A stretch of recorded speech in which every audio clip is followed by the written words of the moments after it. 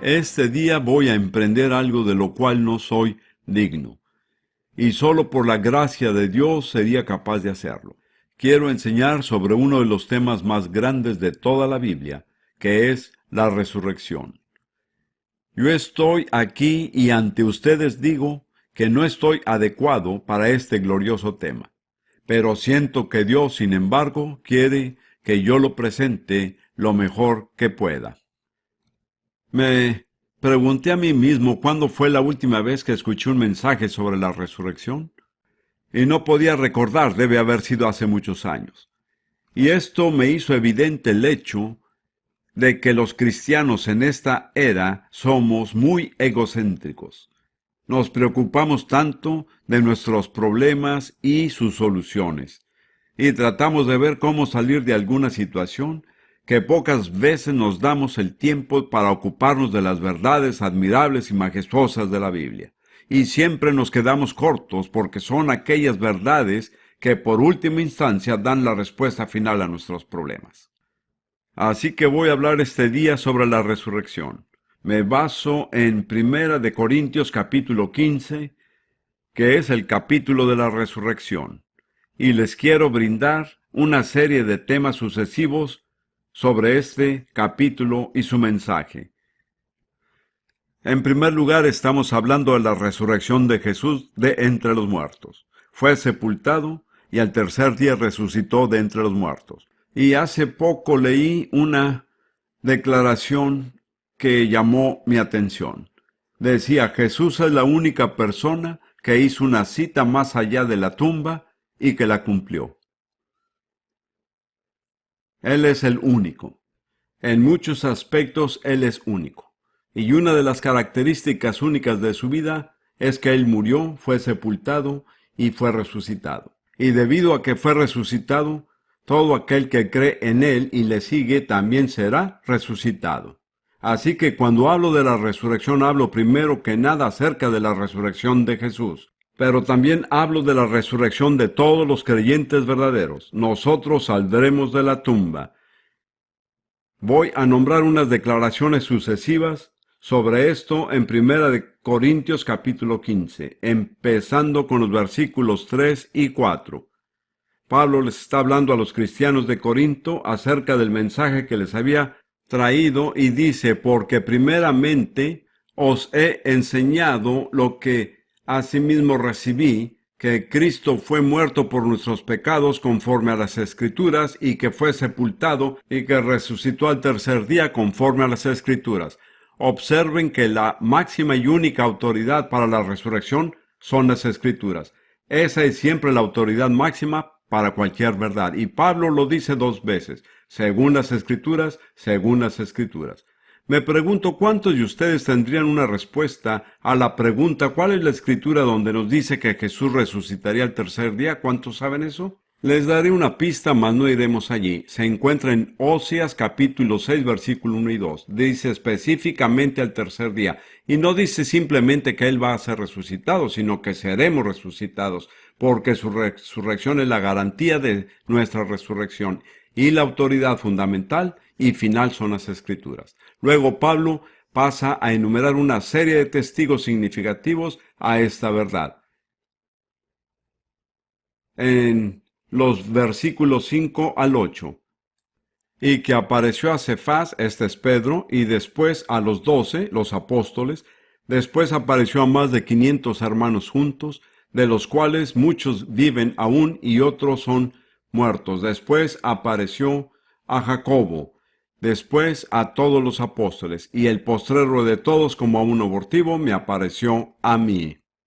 Según la ley judía, 2 testigos varones fiables son suficientes para dar fe sobre los veredictos de cualquier caso. Y Dios nos ha dado mucho más que 2 testigos confiables. Aparte del testimonio de las Escrituras, tenemos el testimonio de las personas que vieron a Jesús después de haber resucitado entre los muertos. Fueron más de 500 personas. La tercera cosa es que la fe en la resurrección es esencial para la salvación. Si no crees en la resurrección, no eres salvo ni puedes ser salvo.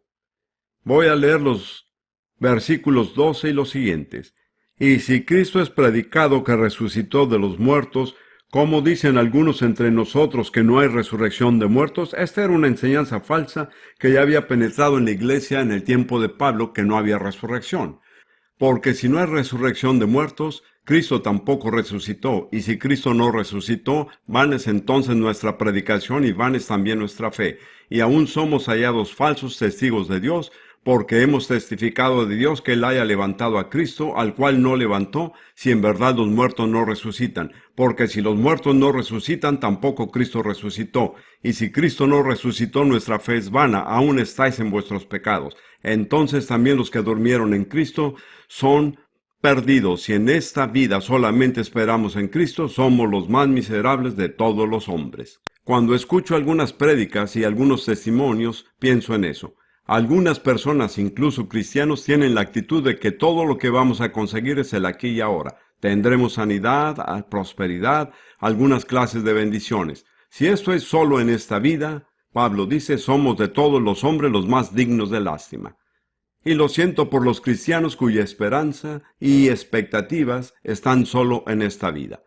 Ellos son de todas las personas los más dignos de lástima. Si no hay resurrección, entonces somos miserables. No tenemos ninguna esperanza. La tumba es nuestro objetivo y la tumba es nuestro fin. Gracias a Dios que hay una resurrección. Y si quieres ser salvo, hay que creer en la resurrección. Porque en Romanos 10:9, Pablo dice que si confesares con tu boca al Señor Jesús y creyeres en tu corazón que Dios le levantó de los muertos, serás salvo. Para ser salvo hay dos cosas que hacer. Hay que creer que Dios resucitó a Jesús de los muertos y hay que confesarlo con la boca. Si no crees que Dios resucitó a Jesús de entre los muertos, entonces eres un alma perdida, no eres salvo. No importa qué tan religioso pueda ser, no importa cuántas veces vaya a la iglesia, si no cree en la resurrección personalmente, eres un alma perdida que se dirige a una eternidad de perdición. Y luego Pablo continúa diciendo que la resurrección es en 3 etapas sucesivas. Versículos 22 al 24. Porque así como Adán todos mueren, así también en Cristo todos serán vivificados, todos seremos resucitados tarde o temprano. Mas cada uno en su orden. Cristo las primicias, este es el número 1. El número 2, luego los que son de Cristo en su venida. Número 3, luego el fin, cuando entregue el reino a Dios y Padre. Así que hay 3 sucesivas fases principales. Primero está Jesús, quien forma las primicias, la garantía de nuestra resurrección. En segundo lugar están los que son de Cristo en su venida. Cuando regrese serán arrebatados para encontrarse con Él en el aire y estarán con Él para siempre. Y finalmente, como se describe en Apocalipsis 1, está el juicio del gran trono blanco, cuando todos los muertos restantes sean llamados a presentarse ante Dios y a responder por las vidas que han vivido. Entonces Pablo continúa diciendo que el negar la resurrección es peligroso. Dice en los versículos 29 y siguientes, que si no hubiera la resurrección, de otro modo, ¿qué harán los que se bautizan para los muertos si en ninguna manera los muertos resucitan? No hay una explicación absolutamente garantizada, pero en mi entender esto es una situación en la que una persona es salva por su fe en Jesús, pero no puede ser bautizada. Por ejemplo, un criminal en espera de ejecución penal es llevado al Señor en el área de ejecución, pero no puede ser bautizado, mientras que otra persona puede, por poder, ser bautizado en su lugar. Esto es simplemente la teoría de Prince, no tiene por qué creerla, pero hay que dar alguna explicación. Pero Pablo dice, si no hay resurrección, ¿por qué nos ocupamos de este hombre que ha sido ejecutado? Simplemente que muera. Y luego pasa a decir, ¿y por qué nosotros peligramos a toda hora? Si por la gloria que en orden a vosotros tengo en Cristo Jesús, Señor nuestro, cada día muero. Este fue el estilo de vida de Pablo. Era un estilo mortífero, pero nunca se preocupaba porque sabía que, incluso en caso de morir, sería resucitado. Y tenemos que entender que incluso si no llevamos el mismo tipo de vida de Pablo, tarde o temprano, uno va a morirse. Esa es una realidad cierta. Quiero decir algo que es difícil para mí decirlo, pero justo al final del año pasado, Dios se llevó a mi esposa, Ruth, a su casa. Una situación muy difícil para mí. Pero Dios por su gracia me ha sacado a través de eso en victoria. Y me regocijo en el hecho de que hay una resurrección. Y saben, quizá no puedan entender lo siguiente, pero a veces miro a las parejas casadas y pienso, tarde o temprano, uno de ellos va a partir. Yo siento la necesidad de impartirles la verdad para que cuando llegue el momento, salgan victoriosos. Dios me ha dado victoria, es un regalo. Yo no he demandado ningún beneficio, ninguno. No pretendo que es el resultado de mi justicia, pero sí creo en la resurrección. Creo en la resurrección. ¿De verdad cree usted en la resurrección?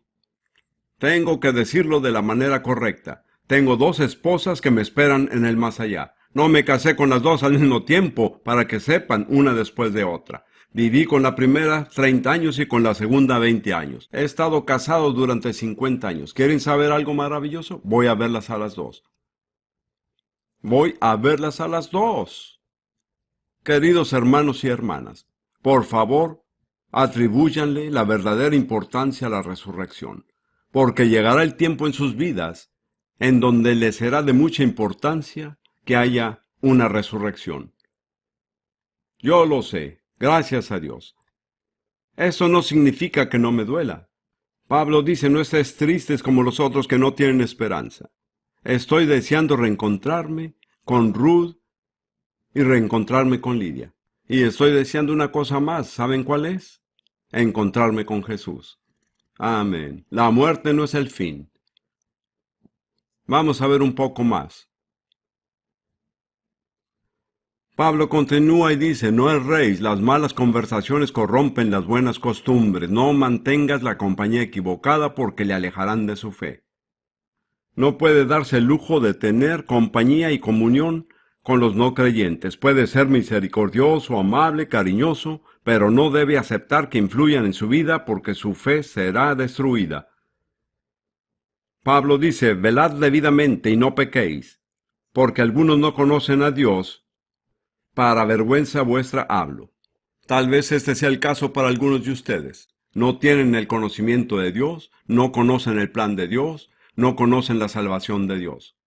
Y Pablo dice, para vergüenza vuestra hablo, deben de entenderlo. ¿Qué has hecho en la iglesia todos estos años? ¿Qué ha estado escuchando? ¿Qué ha estado escuchando? Tal vez ha estado escuchando mentiras. Tal vez ha estado escuchando las críticas falsas y necias contra el Evangelio. Tenga cuidado con lo que escucha. Jesús dijo, mirad lo que oís, porque con la medida con que medís os será medido. Amados, quiero que sepan que soy muy cuidadoso a lo que expongo mi mente. Ruth solía decir de mí, nunca he conocido a alguien que es tan cuidadoso con lo que permite entrar a su mente. ¿Saben por qué? Porque si permito que algo entre a mi mente, eso saldrá de mi boca. Y yo soy un mensajero de Dios que quiero traer a las personas solamente la verdad de las Escrituras, simple, pura y sin mancha. Muy bien, ahora tenemos unas preguntas interesantes. Siguiendo con el versículo 35. Mas dirá alguno, ¿cómo resucitarán los muertos? ¿Con qué cuerpo vendrán? Esa es una pregunta muy interesante, ¿no es así? ¿Cómo íbamos a ser resucitados? ¿Qué clase de cuerpo tendremos? Y luego Pablo dice, necio, lo que tú siembras no se vivifica si no muriere antes. Y lo que siembras, no siembras el cuerpo que ha de salir, sino el grano desnudo, acaso de trigo, o de otro grano, mas Dios le da el cuerpo como quiso y a cada simiente su propio cuerpo. Así que la resurrección es como poner un grano de trigo o de otra semilla en la tierra. El cuerpo que se entierra no es el cuerpo que sale. Se relaciona, pero hay más diferencia que similitud. Y cuando uno mete tal cosa tan preciosa dentro de la tierra, es que está sembrando.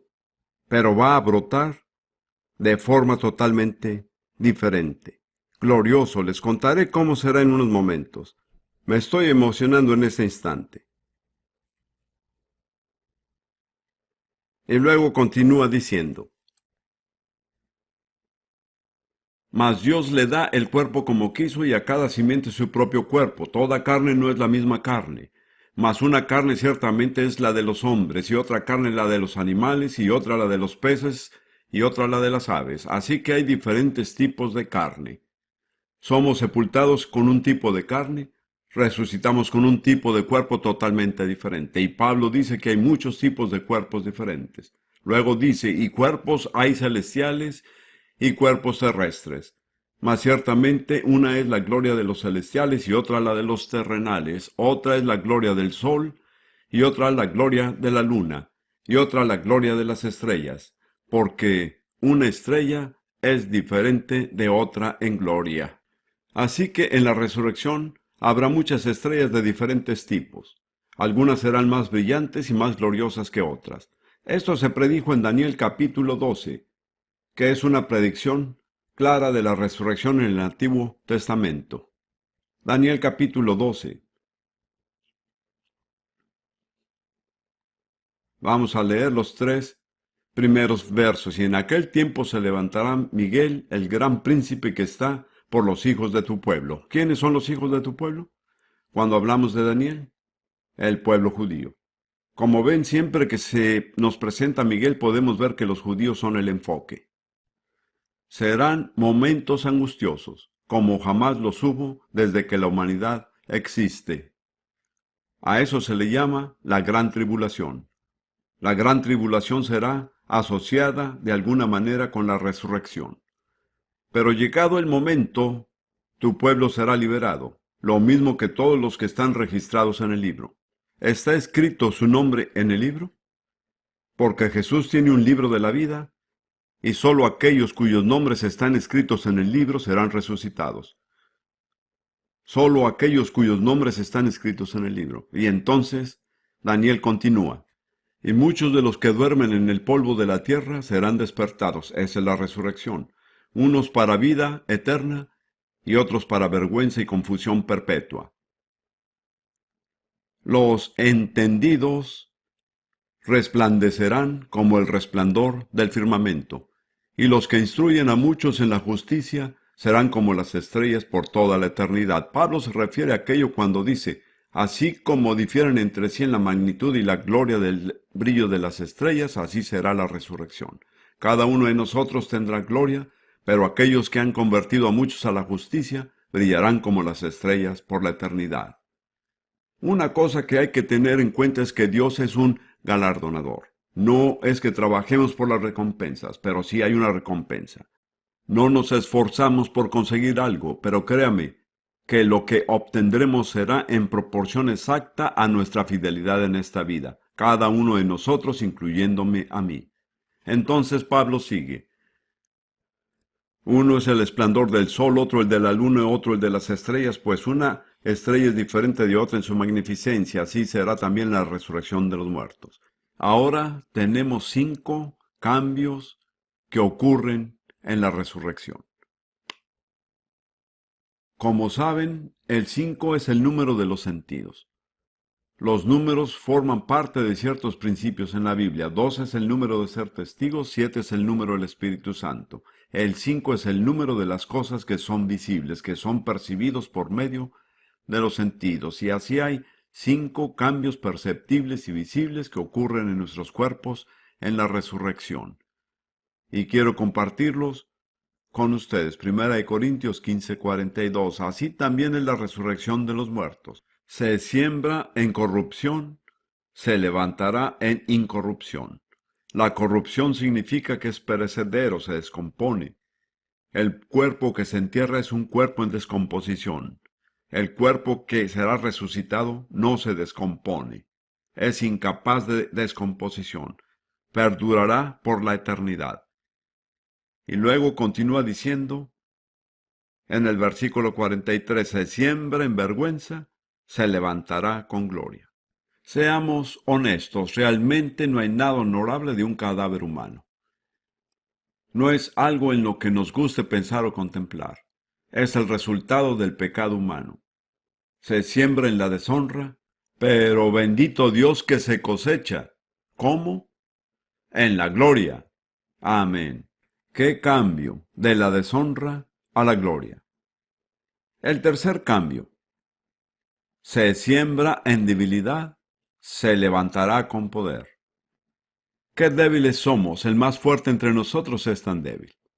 Y cuando le pagamos la última deuda al pecado, morimos, lo cual es la máxima expresión de la debilidad. No hay nada más débil que un cuerpo muerto. Se siembra en debilidad, pero se cosecha en poder. ¡Qué maravilloso!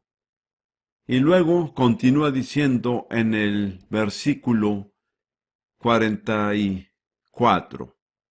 Se siembra un cuerpo natural, se resucita un cuerpo espiritual. Si hay un cuerpo natural, hay también un cuerpo espiritual. Ahora, lamentablemente la traducción aquí es engañosa.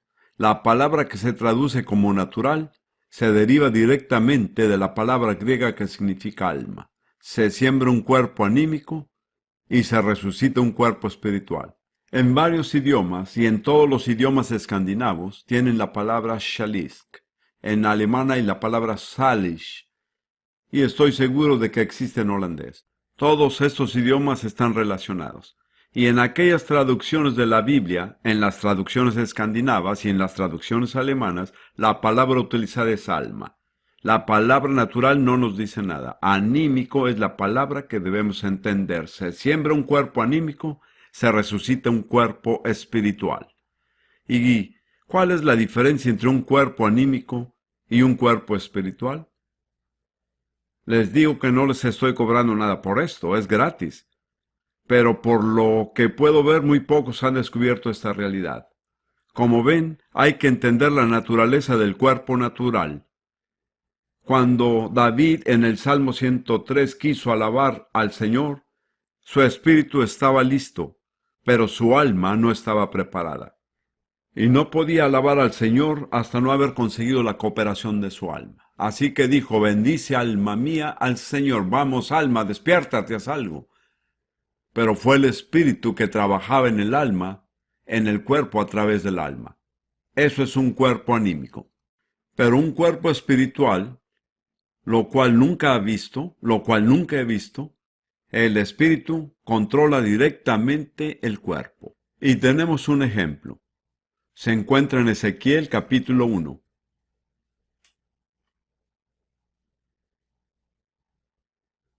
Ezequiel capítulo 1, le aparecieron estos seres. Esta es una visión que impulsó a Ezequiel a ser profeta. Y tuvo una visión de 4 seres vivientes. Y este era su parecer: había en ellos semejanza de hombre, y cada uno tenía 4 rostros y 4 alas, y los pies de ellos eran derechos, y la planta de los pies como la planta de un pie de becerro, y centellaban a manera de bronce muy bruñido.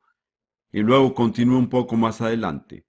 Tales eran sus rostros, y tenían sus alas extendidas por encima, cada uno 2, las cuales se juntaban, y las otras 2 cubrían sus cuerpos, y cada uno caminaba en derecho de su rostro hacia donde el espíritu era que anduviesen. Andaban, cuando andaban, no se volvían, tenían cuerpos espirituales. No tenían que esforzarse a través del alma, a donde el espíritu de cada uno deseaba ir, ahí iban.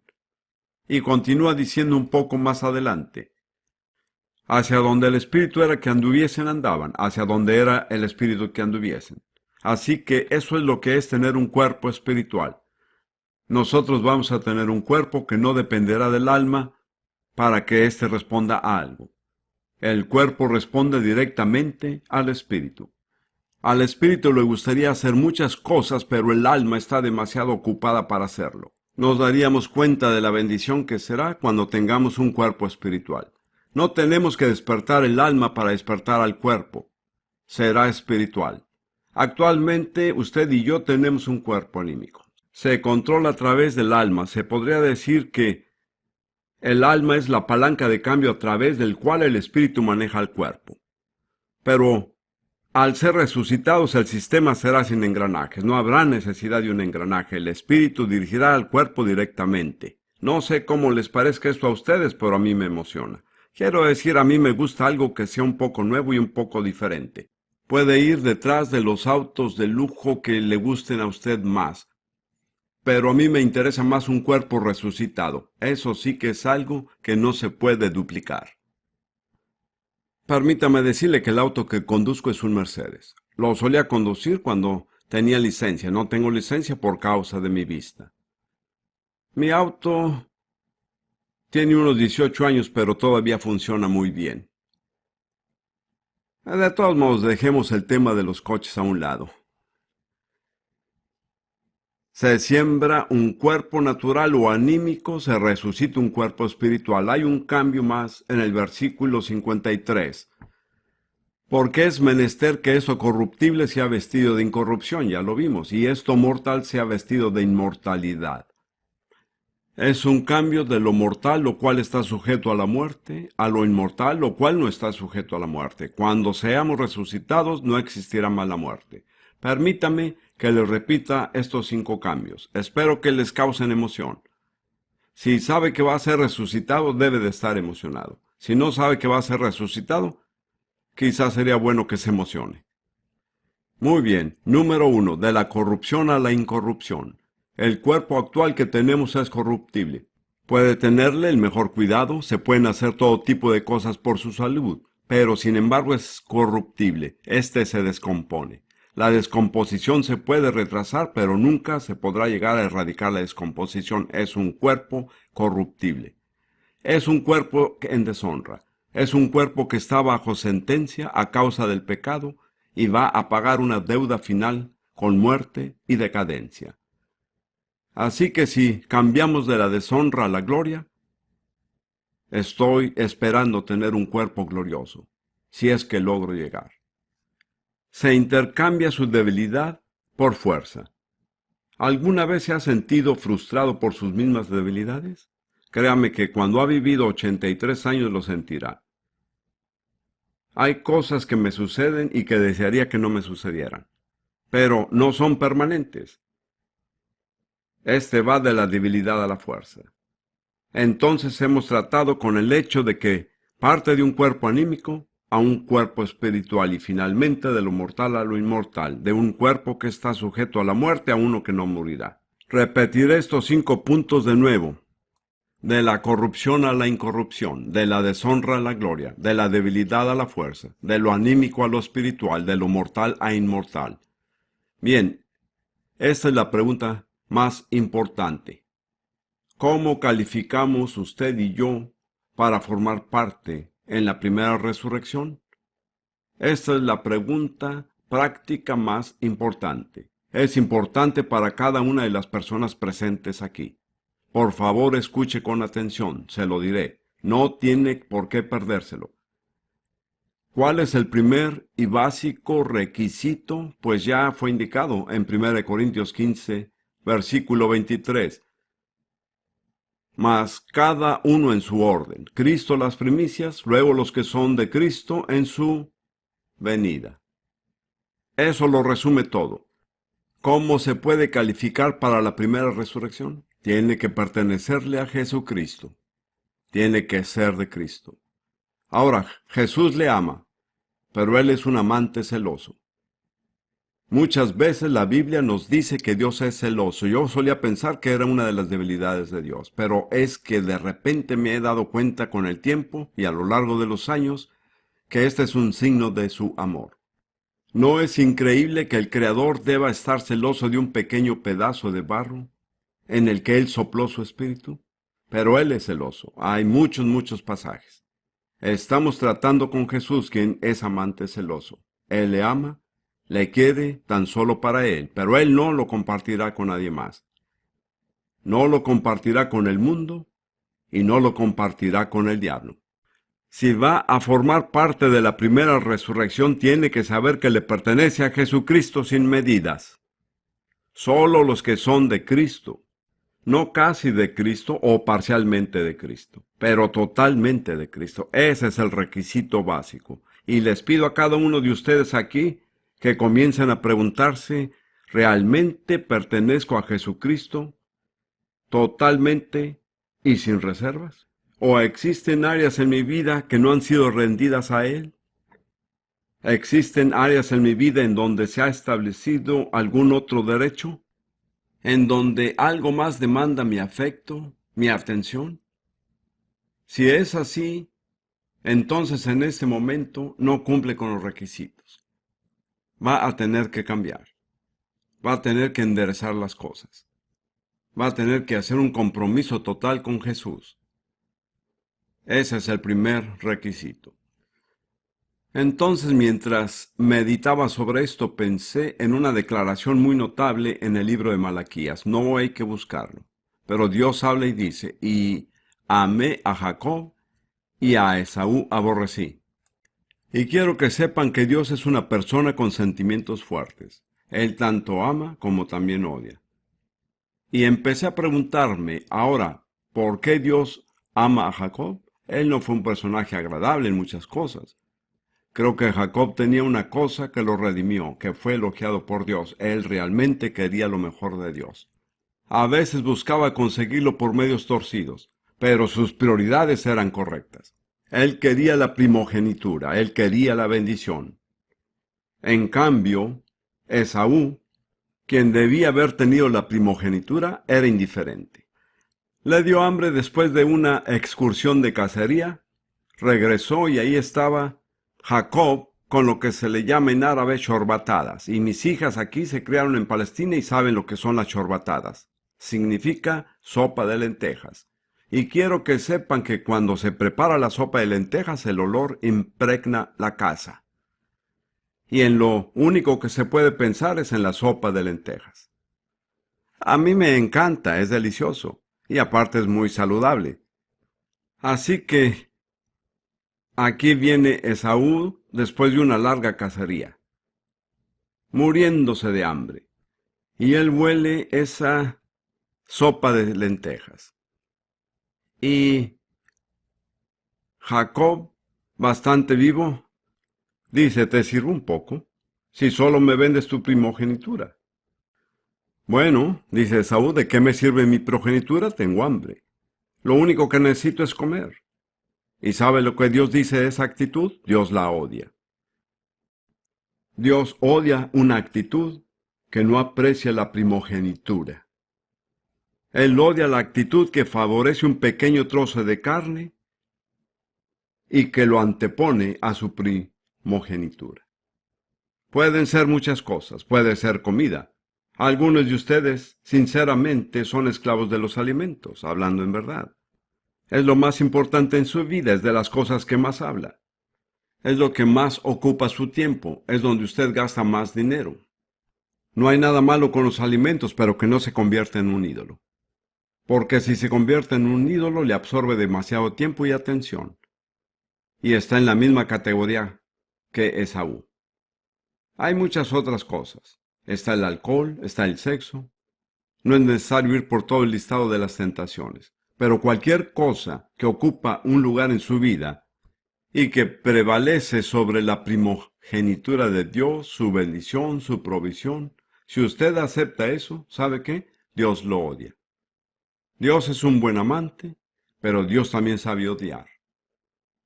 Hay algunos de ustedes aquí quienes tienen cosas en sus vidas que Dios odia y que será mejor que haga algo al respecto. Posiblemente nunca más se le hablará de esto. Puede que nunca vuelva a escuchar este mensaje.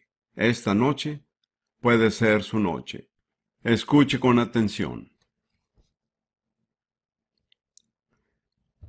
Así que escuchemos las palabras del apóstol Pablo en Filipenses capítulo 3.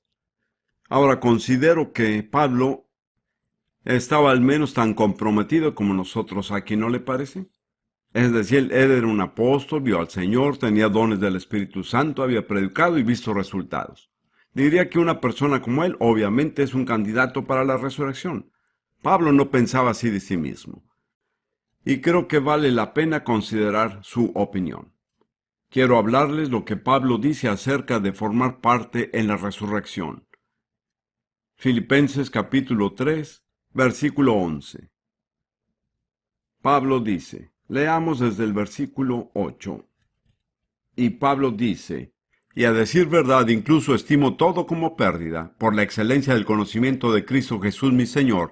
Por su amor lo he perdido todo y lo veo como basura, para ganar a Cristo y ser hallado en Él, no por tener mi propia justicia que viene por la ley, sino por tener la justicia que es de Dios y que viene por la fe. Por favor, recuerden que su rectitud religiosa, sus buenas obras, su asistencia a la iglesia, sus oraciones no son suficientes.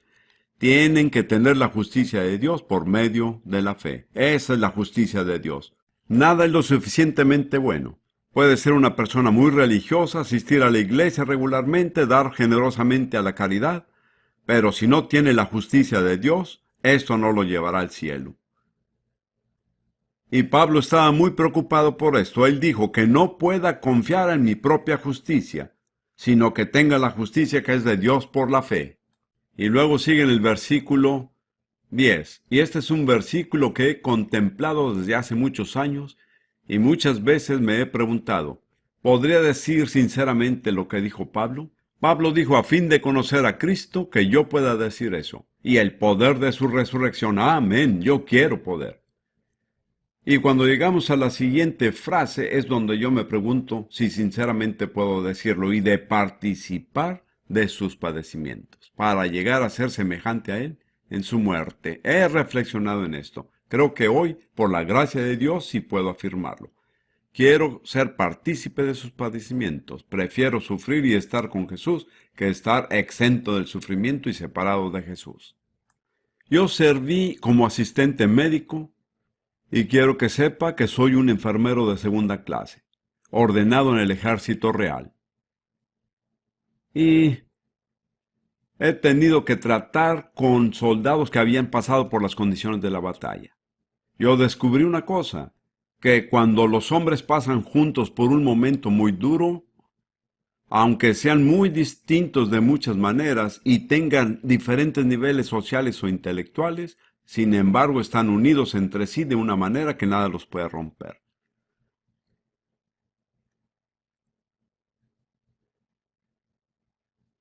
Creo que es por eso que Pablo dijo, a fin de conocer a Cristo y participar de sus padecimientos. Quiero tener una unión con Jesús de tal manera que nada pueda romperla. Realmente no creo que seamos llamados a pasar por todo lo que Jesús sufrió por nuestra redención. Nos podría tocar lidiar con algo, pero cuando se habla de los sufrimientos de Jesús, me inclino a pensar que se habla de lo que sufre hoy por su iglesia. Y en realidad, hermanos y hermanas, si ven las cosas como yo las veo, que es por lo que yo puedo lograr desde un punto de vista bíblico. Jesús debe estar sufriendo mucho por su iglesia, porque profesamos muchas cosas, cantamos esos himnos y coros maravillosos, pero vivimos unas vidas muy indignas. ¿Es cierto eso? No es por criticar, hablo sobre todo de mí mismo.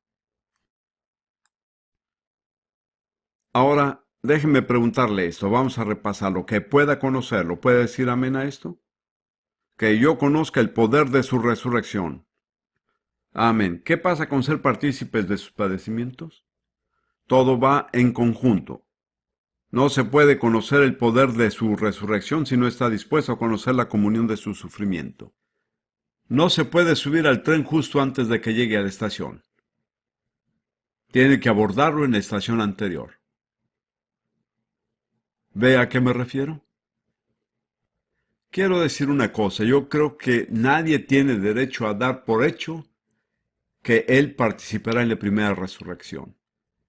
Creo que es un objetivo al que tenemos que apuntar continuamente. Escuche lo que Pablo dice. Vamos a leerlo.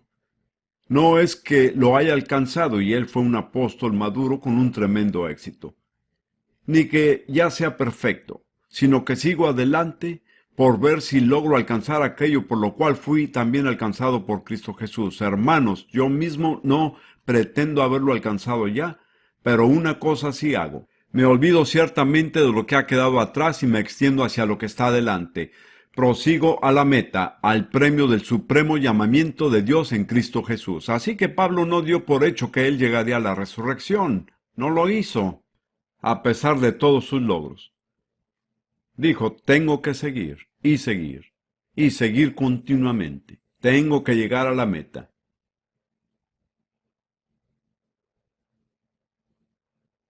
Quiero decir que personalmente no presumo que voy a participar en la primera resurrección. Tengo que cumplir con las condiciones.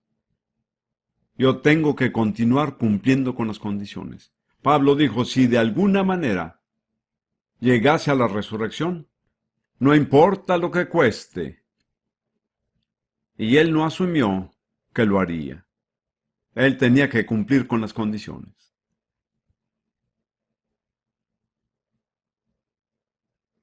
¿Y qué me dice de usted? ¿Cree en la resurrección? Si no cree, no puede ser salvo.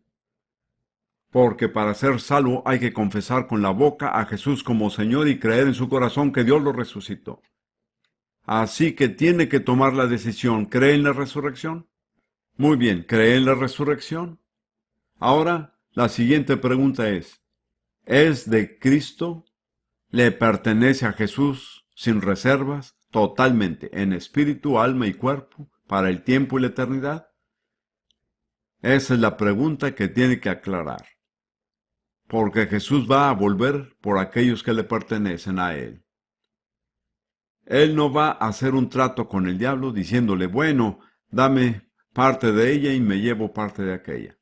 No, Él es un amante celoso. Él lo ama con pasión, celosamente, pero el ser amado por Jesús es una tremenda responsabilidad, ¿lo sabía? No se puede llevar una vida normal cuando alguien es amado por Jesús. Lo hace a uno diferente. No se pueden hacer las cosas que otros hacen. No se puede hablar de la forma que otros hablan. Sus prioridades tienen que cambiar. En la mayoría de los casos yo diría que tienen que pasar menos tiempo frente al televisor. Amén. Él está de acuerdo conmigo. Quiero decir que es un compromiso total de lo que estamos hablando.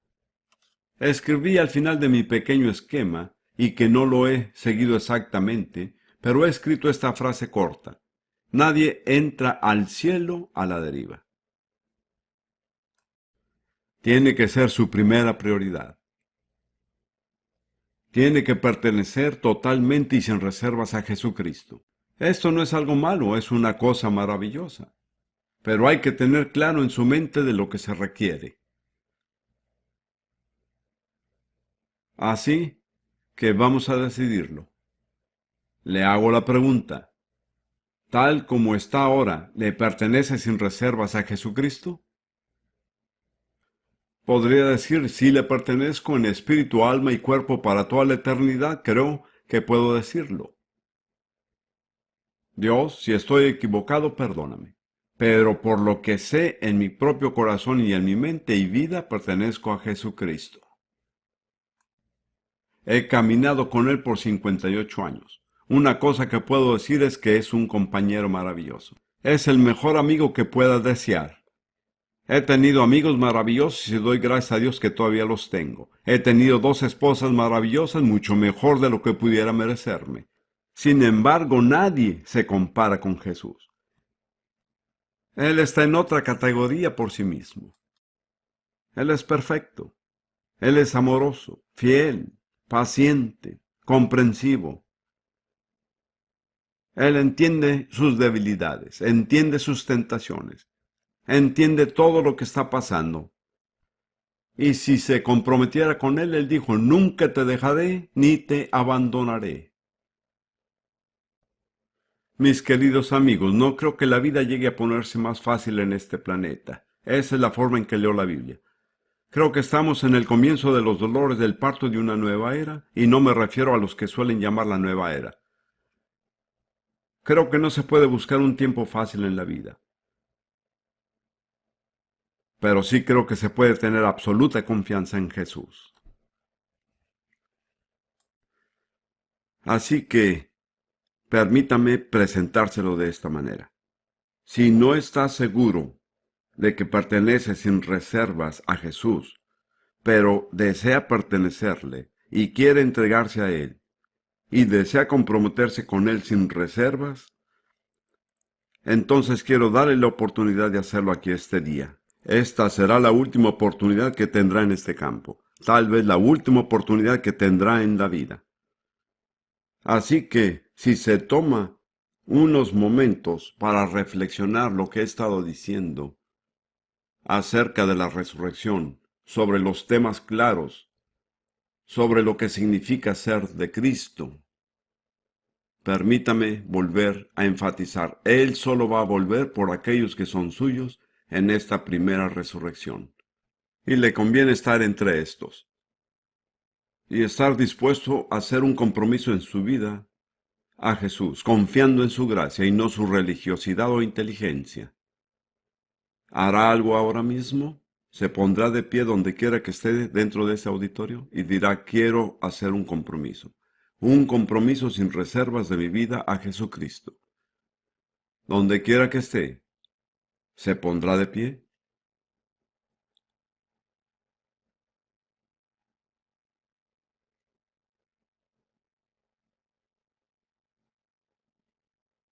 Ahora le pido a los músicos que pasen acá arriba. No haga nada, solo espere. Muy bien, vamos a hacer una cosa más. Esta es la última cosa. Quiero que pasen adelante desde atrás, vengan acá adelante y párense enfrente de mí. Pasen, pasen, ahora mismo, rápido.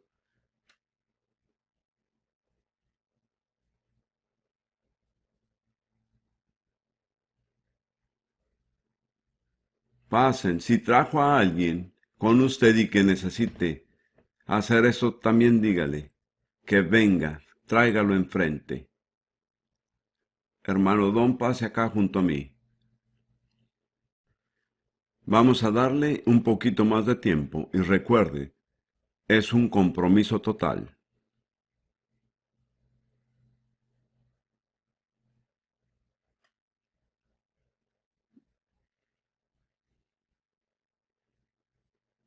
Ahora, para los que están totalmente comprometidos, oren por estas personas. Esta puede ser la noche que transformará a estas personas.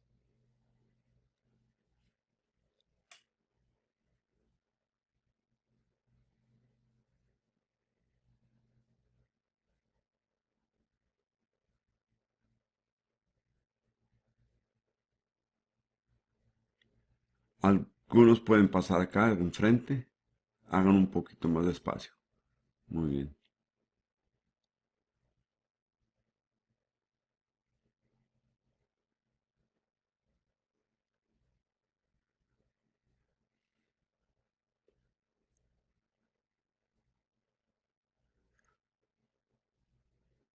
Que Dios lo bendiga. Que Dios lo bendiga. Ha hecho lo correcto.